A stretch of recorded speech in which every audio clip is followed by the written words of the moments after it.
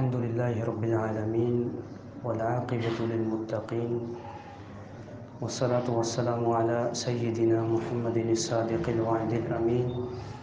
أما بعد فأعوذ بالله من الشيطان الرجيم. بسم الله الرحمن الرحیم. انما بے شک صرف اور صرف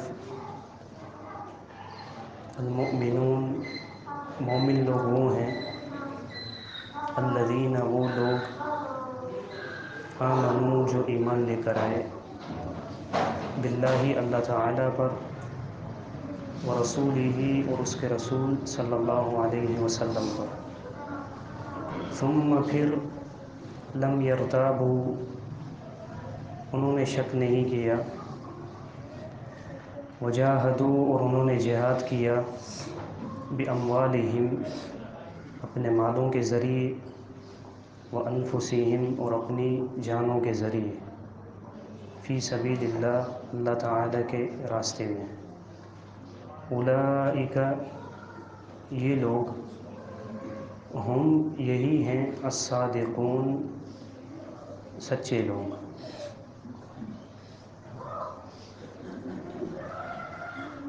جہاد کے حوالے سے گفتگو جاری ہے کہ جہاد کی دو قسمیں بنتی ہیں، ایک اقدامی جہاد اور ایک دفاعی جہاد. دونوں آپ کے سامنے کل بیان ہو چکی ہیں. اقدامی جہاد اس کو کہتے ہیں کہ کافر اور مسلمانوں کے درمیان کوئی جھگڑا نہ ہو، کوئی تیاری نہ ہو، کافروں کی طرف سے کوئی حملہ نہ ہو، پھر بھی مسلمانوں کے ذمے ہے کہ وہ اسلام کو پھیلانے کے لیے جہادی مہم چلائیں. اب اس اقدامی جہاد کے لیے شرطیں ہیں کچھ، وہ شرطیں میں آپ کے سامنے بیان کرتا ہوں، پھر اس آیت کو آج پورا کرتے ہیں اللہ کی توفیق سے انشاءاللہ. سب سے پہلی شرط جہاد کے لیے، اقدامی جہاد کے لیے ہے، وہ دین اسلام ہے، انسان کا مسلمان ہونا ہے. کیونکہ کسی بھی عمل کی قبولیت کے لیے بنیادی اور اول شرط اسلام ہے. اسلام کے بغیر کوئی بھی عمل انسان کا قبول نہیں ہوتا. اللہ تعالیٰ کا فرمان ہے وَمَن يَبْتَغِ غَيْرَ الْإِسْلَامِ دِينًا فَلَن يُقْبَلَ مِنْهُ. جو بھی اسلام کے علاوہ کوئی دین لے کر آئے گا ہمارے پاس اور اس دین میں رہ کر اس نے کچھ بھی عمل کیا ہو تو فَلَن يُقْبَلَ مِنْهُ، اس سے کوئی بھی عمل قبول نہیں کیا جائے گا. تو پہلی شرط اسلام ہے، یعنی مسلمان ہونا ہے. اسی طرح صحیح مسلم میں حدیث ہے، صحابہ فرماتے ہیں کہ بدر کے لیے جب ہم نکل رہے تھے تو ایک مشرک شخص آیا، اس کی بہادری کے بڑے چرچے تھے معاشرے میں، بڑا ہی دلیر شخص تھا.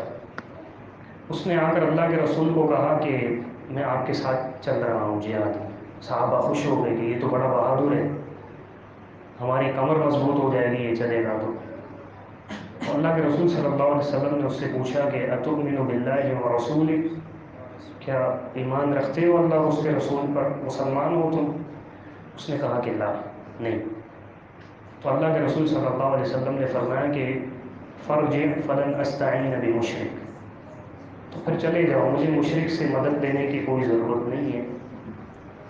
یہ تقریباً 2 مرتبہ اس نے ریکویسٹ کی کہ میں چل رہا ہوں، اور اللہ کے رسول نے 2 مرتبہ اس سے پوچھا تو اس نے کہا کہ میں مسلمان نہیں ہوں. تیسری مرتبہ جب اس نے ریکویسٹ کی، پھر اللہ کے رسول نے اس سے پوچھا تو اس نے کہا ہاں میں مسلمان ہوتا ہوں. تو اللہ کے رسول نے کہا کہ فانطلق، اب آ جاؤ. تو پہلی شرط اسلام ہے. دوسری اور تیسری شرط عقل اور بلوغت، انسان کا عاقل ہونا اور بالغ ہونا. دیکھیں جہاں پر عقل کا ذکر ہوتا ہے تو اس کے مقابلے میں بے وقوفی مراد نہیں ہوتی، ٹھیک ہے نا، اس کے مقابلے میں جنون مراد ہوتا ہے. اب مثال کے طور پر جو انسان معاشرے میں بے وقوف ہے تو اس کو کیا ہم بے عقل کہیں گے؟ نہیں، عقل ہے اس کے پاس لیکن وہ استعمال کرنا نہیں جانتا. تو جو مجنون ہے وہ عقل کے مقابلے میں آتا ہے، بے وقوف نہیں آتا. تو دوسری شرط عقل ہے، انسان کا عاقل ہونا، اور تیسری شرط بلوغت ہے. ابو داؤد میں حدیث ہے، اللہ کے رسول صلی اللہ علیہ وسلم کا فرمان ہے، آپ نے فرمایا کہ 3 بندے ایسے ہیں کہ جن پر کوئی مواخذہ نہیں، جن پر کوئی پابندی نہیں کہ وہ دین پر عمل کریں، ان پر اسلامی احکامات لاگو نہیں ہوتے۔ ان 3 میں سے 2 یہ ہیں، ایک مجنون جس کی عقل ہے ہی نہیں، آپ کو ملیں گے ہماری انگور آباد 6 نمبر گلی میں ہمارا ایک بھائی ہے، وہ علاقے میں گھومتا رہتا ہے، یہ مجنون ہے، اس بیچارے کو پتہ ہی نہیں یہ کپڑے پہننا کیا ہے، صفائی کیا ہے، یہ بھی جنون ہے۔ تو ایسا شخص، اس پر کوئی بھی پابندی نہیں ہے یہ عمل کرے، کیونکہ اس کو پتہ ہی نہیں ہے بیچارے کو کچھ۔ اور تیسرا وہ شخص اس حدیث میں مراد ہے ابو داؤد میں کہ جو بچہ ہے جب تک وہ بالغ نہیں ہو جاتا، بالغ جب تک نہیں ہوتا تب تک اس پر کسی بھی عمل پر پابند ہونا ضروری نہیں ہے۔ دین اسلام کے احکامات بلوغت سے پہلے لاگو نہیں ہوتے۔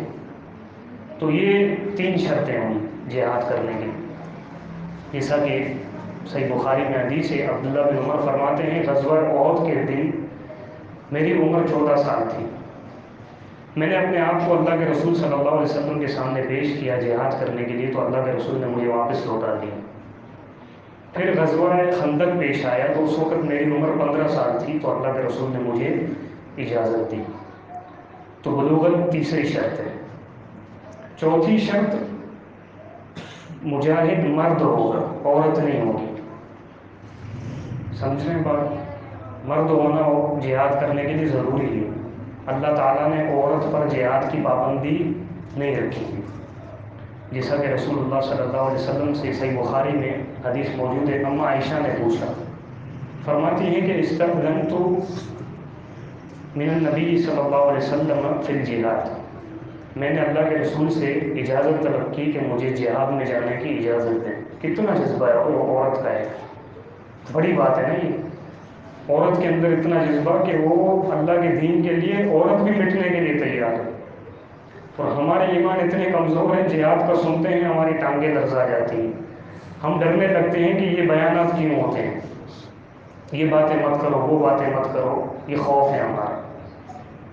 تو فرماتی ہیں میں نے اللہ کے رسول سے اجازت لی تو اللہ کے رسول نے فرمایا کہ جہادکن الحج، تمہارا جہاد حج ہے۔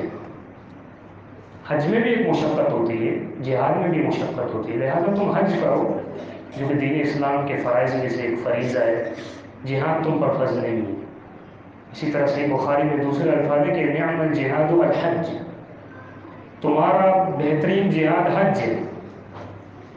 دیکھیں یہاں پہ ایک یہ نقطہ بھی ہے کہ دین اسلام کتنا خوبصورت دین ہے کہ ہر ایک کو اس کی طاقت کے مطابق پابند کیا ہے۔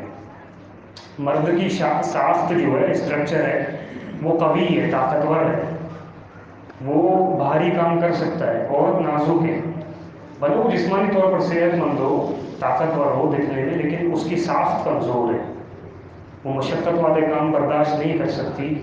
تو اللہ نے اس کی ساخت جس طرح بنائی ہے اس طرح اس کو پابند کیا ہے احکامات کا۔ جو اسلام پر اعتراضات کرتے ہیں ان کے لیے یہ ایک نقطہ ہے۔ اسی تو بہت سی خوبیاں ہیں اسلام کے اندر، باتیں ہیں کہ اسلام نے ہر انسان کو اس کی طاقت کے مطابق پابند کیا ہے۔ یہ ہمارے اندر بھی ہوتی ہے بات۔ آپ کو میں مثال دیتا ہوں، کنٹینر کتنا وزنی ہوتا ہے؟ کبھی آپ نے دیکھا ہے کہ وہ کرولا کار پر رکھا گیا ہو؟ کبھی بھی نہیں، کار پر نہیں رکھا جاتا کنٹینر کو، ہمیشہ ٹرک پر رکھا جاتا ہے۔ جو بیوقوف ہوگا وہ کرولا پر رکھے گا، کار پر رکھے گا۔ کیوں نہیں رکھتا کار پر؟ کیونکہ اس کی ساخت ہی نہیں ہے کنٹینر کو اٹھانا۔ کنٹینر کو اٹھانے کی جو ساخت ہے وہ ٹرک کی ہے، بڑی گاڑی کی ہے، تو ہمیشہ کنٹینر اسی پر رکھا جاتا ہے۔ تو اللہ نے عورت کو جن احکامات کا پابند کیا ہے اس کی طاقت میں ہے، کمانا اس کے ہاتھ میں نہیں ہے، اس کی مشقت میں نہیں ہے، اس کی یعنی برداشت میں نہیں ہے یہ مشقت کو جھیلنا، تو اللہ نے اس کو پابندی نہیں کیا۔ خرچ کرنا اس کی طاقت میں نہیں ہے، اس کو پابندی نہیں کیا۔ اسی طرح جہاد اس کی بس کی بات نہیں ہے۔ تو جہاد کے لیے چوتھی شرط مرد ہونا ہے۔ پانچویں شرط وہ ہے طاقت اور قوت کا ہونا، قدرت کا ہونا، کیونکہ یہ دین اسلام کے اصولوں میں سے ہے کہ اللہ تعالیٰ اسی وقت حکم کا پابند کرتا ہے کہ جب بندے میں طاقت ہو. تو اقدامی جہاد کے لیے شرط، دفاعی جہاد کے لیے شرط نہیں ہے طاقت. اقدامی جہاد کے لیے شرط ہے کہ طاقت ہو، جیسا کہ اللہ تعالیٰ کا فرمان ہے لا یکلف اللہ نفسا الا وسعها. یہ 5ویں شرط ہے. اور 6ٹھی جو شرط ہے وہ ہے کہ انسان صحیح سلامت ہو، معذور نہ ہو، اس میں کسی قسم کا عذر نہ ہو. عذر کس طریقے سے؟ مثال کے طور پر اندھا ہے تو اندھے پر جہاد نہیں ہے. اسی طرح لنگڑا ہے جو چل نہیں سکتا، نہ سواری پر بیٹھ سکتا ہے نہ دوڑ سکتا ہے، اس پر بھی جہاد نہیں ہے. جسمانی طور پر انتہائی کمزور ہو کہ اپنے آپ کو بھی نہ سنبھال سکتا ہو، اور یہ اکثر حالت بوڑھوں کی ہوتی ہے، تو اکثر بوڑھوں پر جہاد نہیں ہے. اسی طرح شدید مرض میں مبتلا ہو کوئی شخص، شدید مرض، بھلے وہ وقتی مرض ہو کہ بعد میں جا کر وہ صحیح ہونے کی امید ہو، لیکن جہاد کے وقت اگر وہ شدید مریض ہے کہ وہ یعنی ٹھیک نہیں ہو رہا، اپنے اس میں جسم میں اس کو طاقت محسوس نہیں ہو رہی، تو لہٰذا اس کے اوپر بھی جہاد فرض نہیں ہے. ایسا نہیں ہے کہ سر میں درد ہے تھوڑا سا نزلہ ہو گیا تو وہ کہیں میں بیمار ہوں، نہیں، یہ چھوٹی موٹی بیماریاں نہیں، شدید مرض. تو یہ 6ٹھی شرط میں یہ 4 باتیں آ جاتی ہیں. 7ویں جو شرط ہے وہ ہے کہ بندہ جہاد کے لیے جائے تو اس کے پاس اخراجات ہوں، جیسا کہ سورۃ توبہ میں آیت ہے، اسی کو دلیل بنا کر میں بات کر رہا ہوں کہ اخراجات ہونے چاہیے. کس چیز کے اخراجات؟ وہ گھر چھوڑ کے جہاد کے لیے نکل رہا ہے، اس کے لیے گھر کے خرچ جتنا مال ہونا چاہیے، سواری اس کے پاس ہونی چاہیے، اسلحہ اس کے پاس ہونا چاہیے، اور راہ جہاد میں جو بھی ضرورت پیش آئے اس کے لیے اس کے پاس خرچہ ہونا چاہیے. اب مثال کے طور پر خرچہ نہیں ہے تو یہاں پر جہاد بالاموال ہوگا. یہ جو ذکر ہے نا کہ باموالہم، لوگ جہاد کرتے ہیں اپنے مالوں کے ذریعے، تو یہاں پر پھر کوئی اور شخص آئے گا کہ وہ جو جہاد میں جانے کا طلبگار ہے، اس کے پاس اگر خرچہ نہیں ہے تو جس کے پاس مال ہے وہ اس کو مال دے گا، اس کے گھر کا خرچ لے گا ذمے اپنے، اس کو سواری دے گا، اس کو اسلحہ دے گا، اور جو ضرورت ہوگی اس کو وہ مال دے گا. یہ جہاد بالاموال فی سبیل اللہ. تو یہ 7ویں شرط ہے کہ اخراجات ہونے چاہیے. اور 8ویں شرط اقدامی جہاد کے لیے ہے، وہ ہے والدین کی اجازت. والدین کی اجازت کے حوالے سے جو احادیث ہیں وہ اقدامی جہاد کے لیے ہیں.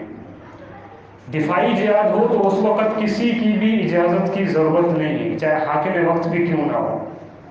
ٹھیک ہے، یہ 8 شرطیں بنتی ہیں اقدامی جہاد کے لیے.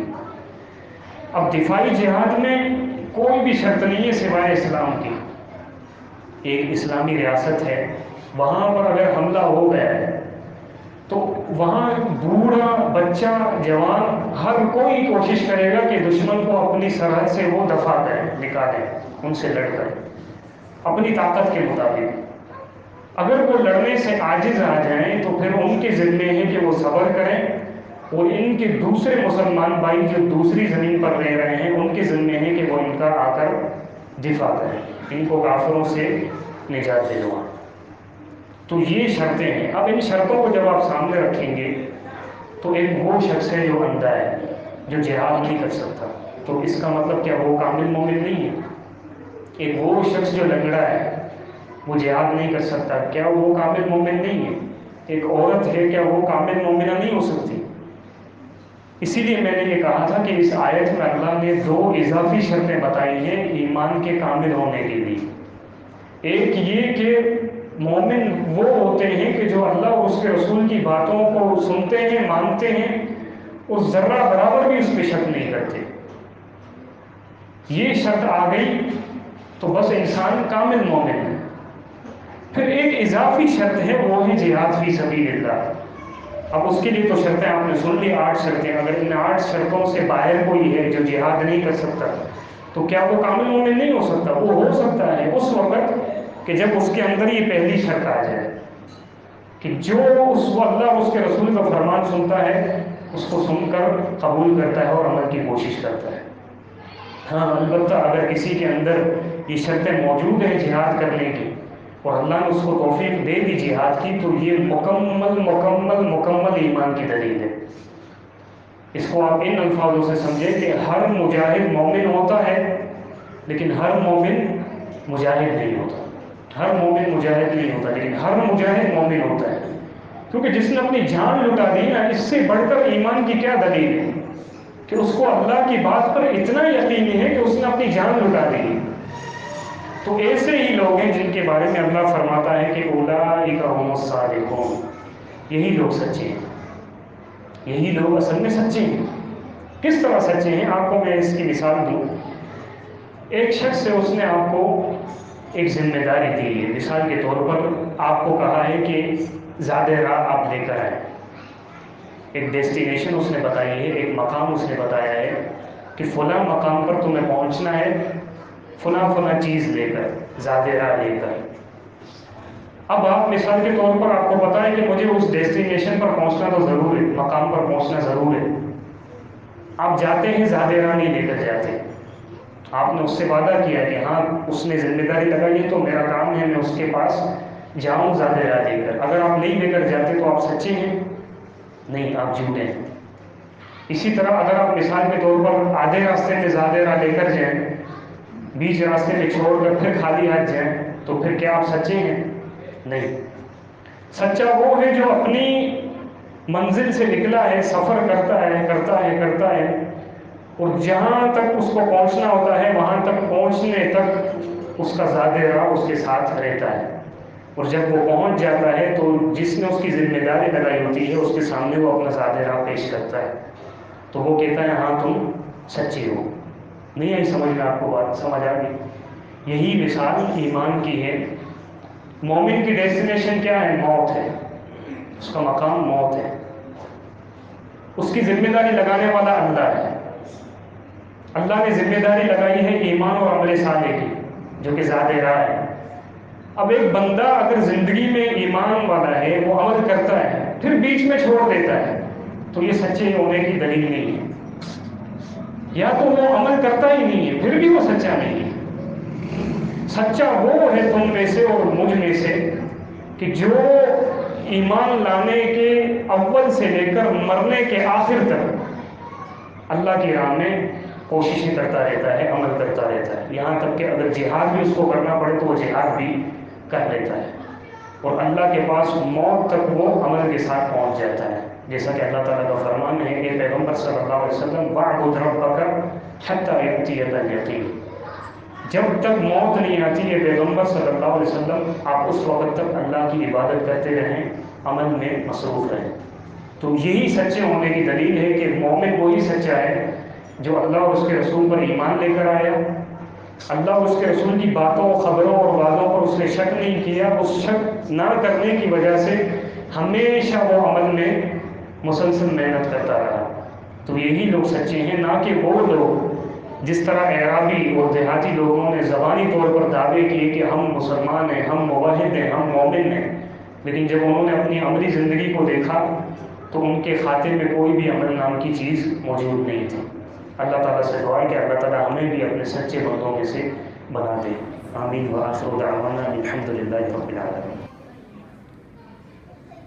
اس ویڈیو کو زیادہ سے زیادہ شیئر کیجیے اور ہمارے چینل سبحانی مسجد لیاری کو سبسکرائب کیجیے اور صدقہ جاریہ کے مستحق بنیے۔